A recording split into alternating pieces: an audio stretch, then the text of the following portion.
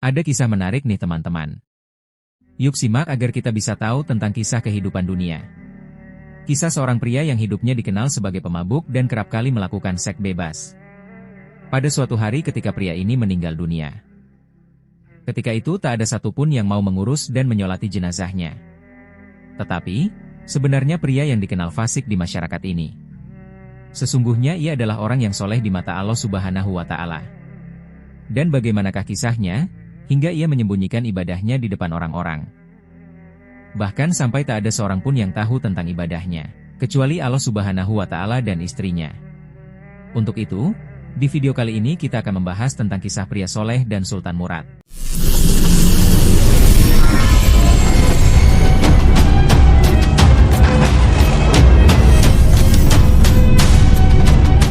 Assalamualaikum warahmatullahi wabarakatuh. Syukur alhamdulillah.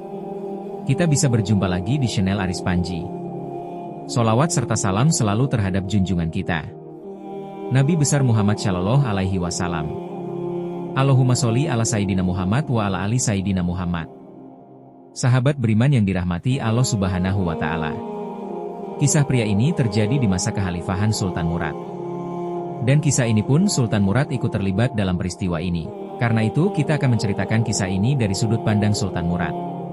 Sultan Murad ini, seorang pemimpin kekhalifahan di Turki Utsmani yang memerintah dari tahun 1623 sampai tahun 1640. Nah, Sultan Murad ini dikatakan sering belusukan ke masyarakat dengan cara menyamar sebagai rakyat biasa. Beliau selalu mengecek kesejahteraan rakyatnya melalui metode seperti ini. Dari sini, beliau bisa mendengarkan kejujuran isi hati masyarakatnya, bagaimana tentang raja dan perekonomian mereka. Pada suatu malam, Sultan Murad hendak belusukan ke masyarakat. Beliau mengajak penasihat kerajaannya dan berjalanlah mereka di sebuah perkampungan daerah kekuasaannya. Nah, pada saat itu mereka melewati sebuah gang sempit. Di gang sempit ini mereka melihat seorang pria yang tergeletak di tanah. Pria ini tergeletak tak berdaya dengan membawa beberapa botol minuman keras dan bahkan, ada beberapa botol minuman keras di sebelahnya yang telah pecah. Lalu Sultan Murad dan penasihatnya mendekati pria tersebut. Tapi ia bingung, mengapa orang-orang yang berlalu lalang seolah-olah tak peduli dan membiarkannya saja, kalau di sini ada pria yang tergeletak dan tak berdaya. Bahkan mereka hanya melihat tanpa menolong pria ini. Kemudian setelah Sultan Murad memeriksa pria ini, rupanya pria ini telah meninggal dunia. Lalu Sultan Murad mulai bertanya kepada salah seorang yang kebetulan lewat di sekitaran situ. "Hei Tuan, ini ada seorang pria yang tergeletak dan telah meninggal dunia. Mengapa engkau dan orang-orang tidak berusaha menolongnya? Karena dia pria yang terkenal fasik di kampung ini." Orang yang ditanya rupanya tidak mengetahui bahwasannya yang bertanya kepadanya adalah Sultan Murad. Dan mereka tidak mau menolong karena pria ini hina di mata masyarakat. Kemudian Sultan Murad berkata kepada orang ini, "Tapi dia adalah seorang muslim. Kita wajib untuk menolongnya. Setidaknya bantulah memberitahu kabar ini kepada keluarganya." Namun tetap saja orang-orang ketika itu tidak mau menolongnya. Akhirnya Sultan Murad berkata, "Ya sudah, tunjukkan aku di mana rumah pria ini. Biar aku saja yang mengantar jenazah ini kepada keluarganya." Akhirnya secara terpaksa ketika itu beberapa orang membantu mengangkat jenazah pria ini menuju rumahnya yang tak jauh dari situ. Sesampainya Sultan Murad dan penasihatnya dengan membawa jenazah pria ini dan dibantu dengan beberapa orang tadi. Maka ketika itu yang membuka pintu rumah adalah istri pria ini. Kemudian istrinya langsung menangis karena melihat jasad suaminya sudah terbujur kaku. Lalu jenazah ini dibawa masuk ke dalam rumah dan ketika itu orang-orang yang membantu mengangkat ini langsung pulang. Jadi hanya tersisa di rumah itu adalah Sultan Murad, penasihatnya, dan istri dari pria ini. Dan setelah jenazah diletakkan di sebuah ruangan, Sultan Murad bertanya kepada istrinya yang sedang menangis ini, "Wahai ibu, tadi kutemukan suamimu ini tergeletak di sebuah gang sempit. Tapi anehnya, ketika itu orang-orang tak ada yang mau menyentuhnya. Dan kudengar ada sebuah isu, bahwasannya suamimu ini semasa hidupnya sering bermaksiat. Makanya karena itu tak ada orang satupun yang mau menolongnya.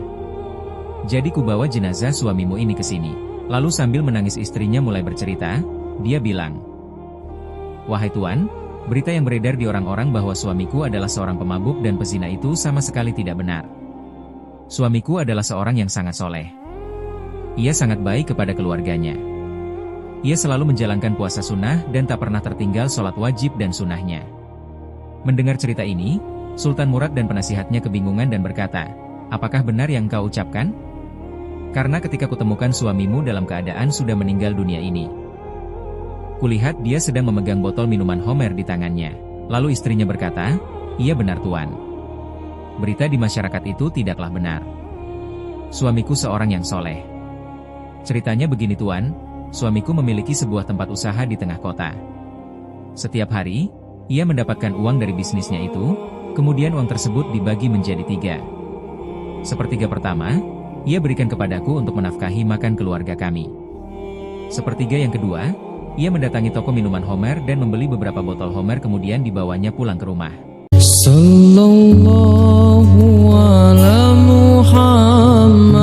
Lalu suamiku itu membuang isinya di selokan kamar mandi kami. Dan dia bilang, "Semoga apa yang kulakukan ini minimal bisa mengurangi orang-orang yang minum Homer pada hari ini." Artinya ia setiap hari membeli beberapa botol Homer bukan untuk diminum, melainkan untuk dibuang di kamar mandinya. Kemudian istrinya melanjutkan bercerita. Ketika malam hari, suamiku selalu datang ke tempat pelacuran. Di sana ia gunakan uang sepertiganya yang terakhir untuk membayar beberapa pelacur, dengan maksud supaya tempat itu tutup pada malam itu. Dan dia berkata, semoga dengan ini, minimal bisa mengurangi orang-orang yang berzinah pada malam itu. Jadi, pria ini hanya membayar kepada pelacur di tempat itu tanpa menggunakan jasanya.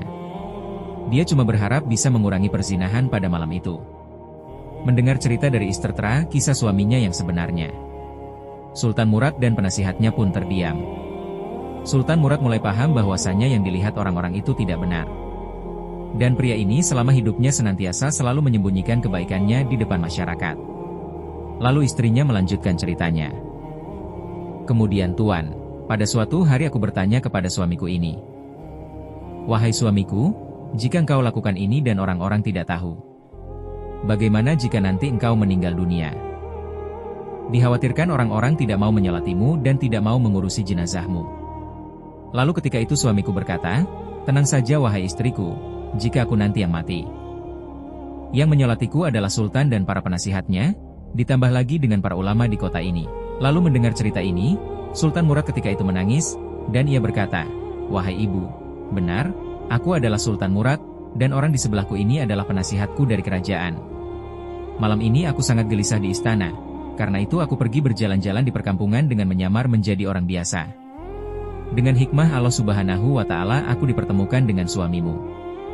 Istrinya terkejut, ia tak sadar bahwasannya orang yang ada di hadapannya ini adalah Sultan Murad dan penasihatnya. Kemudian Sultan Murad berkata, "Wahai ibu, biarlah aku yang mengurus dan menyolati jenazah suamimu. Aku akan mengumpulkan seluruh penasihatku, dan aku akan undang seluruh ulama di negeri ini untuk bersama-sama menyolati jenazah suamimu. Lihatlah wahai teman-teman, begitu ia sembunyikan kebaikannya ini. Dan pria ini hanya ingin Allah Subhanahu wa Ta'ala saja yang mengetahuinya, walaupun buruk di mata masyarakat, tapi sangat baik di hadapan Allah Subhanahu wa Ta'ala. Dan Allah Subhanahu wa Ta'ala senantiasa menolong hambanya yang soleh, dengan caranya. Wallahu a'lam bishawab." Jadi itulah kisah tentang pria soleh dan Sultan Murad. Semoga kisah ini bermanfaat. Lebih dan kurangnya mohon dimaafkan, yang benar datangnya dari Allah Subhanahu wa Ta'ala. Khilaf atau keliru itu datangnya dari saya pribadi sebagai manusia biasa. Sampai ketemu di kisah-kisah seru yang penuh makna selanjutnya. Saya akhirnya wassalamualaikum warahmatullahi wabarakatuh.